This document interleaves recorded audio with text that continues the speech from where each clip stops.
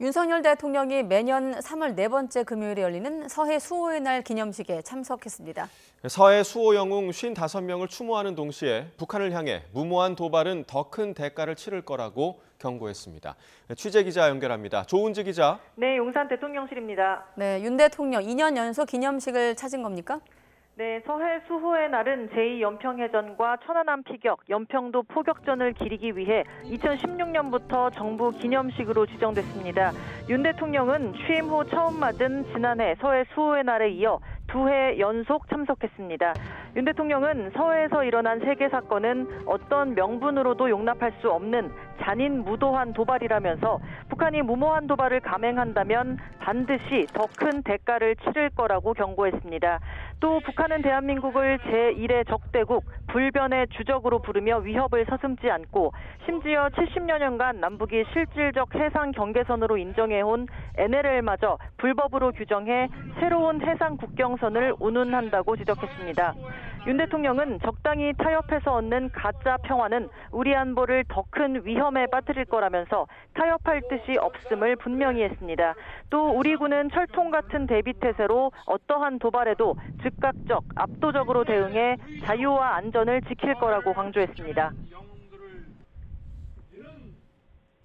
북한이 이러한 도발과 위협으로 우리를 굴복시킬 수 있다고 생각한다면 이것은 완벽한 오산입니다.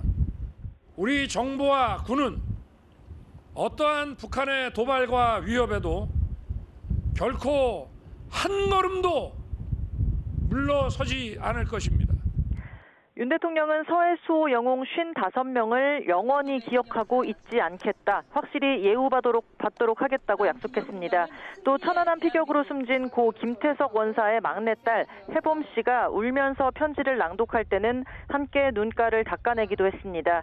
오늘 기념식은 서해 수호 세계 사건의 상징인 6용사함, 신천안함, K9 자주포 실물을 무대 배경으로 배치하고 진행됐습니다. 행사에는 최근 이종섭 대사와 비례대표 공천 문제 등으로 윤 대통령과 불편한 분위기인 한동훈 국민의힘 비상대책위원장도 참석해 눈길을 끌었습니다. 윤 대통령은 행사장을 나서며 첫 줄에 앉았던 유가족과 한 명씩 악수했지만 바로 뒷줄에 한동훈 위원장 등 정치인들과는 눈을 마주치거나 인사하지는 않았습니다. 하지만 이후 추모비에서 만나 따로 악수한 걸로 전해졌습니다. 오늘 더불어민주당 이재명 대표는 불참했고 지난해 참석했던 윤 대통령 부인 김건희 여사도 모습을 드러내지 않았습니다.